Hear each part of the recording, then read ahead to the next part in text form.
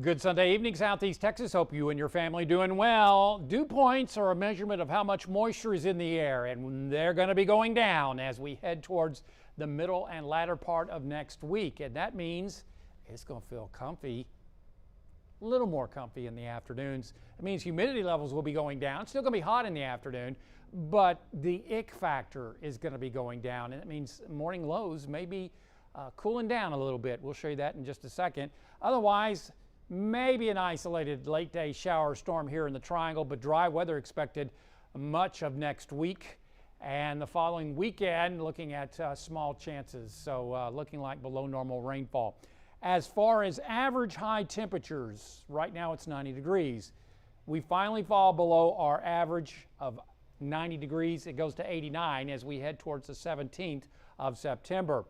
Then as October advances, our average high falls to 80 degrees on the 22nd. As we further push on into November, by the 22nd, our average is 70. The coolest average highs around here are between the 31st of December through January the 19th. It's 63 degrees.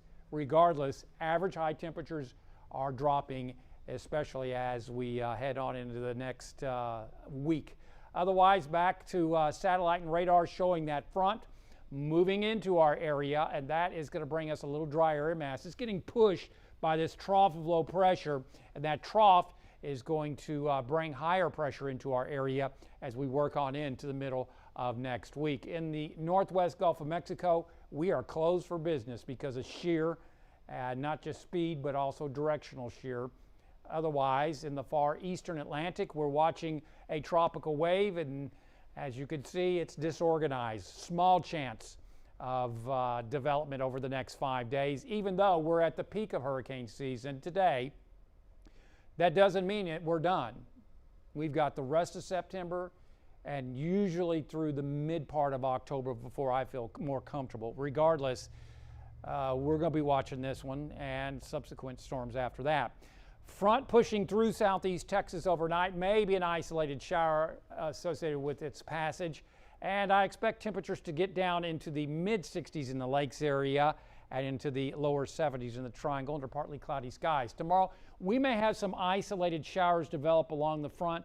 It may try to come back to the north, but right now it looks like chances will be low. Otherwise, on the Gulf of Mexico tomorrow, looking at slightly choppy seas around 2 feet.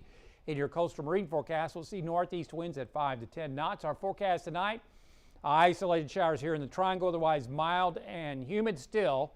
Mid 60s in the morning up in the lakes area, closer to the lower 70s in the Triangle. Little less humidity coming up tomorrow afternoon. That 10% coverage is probably I-10 southwards. Otherwise, highs still around 90 degrees.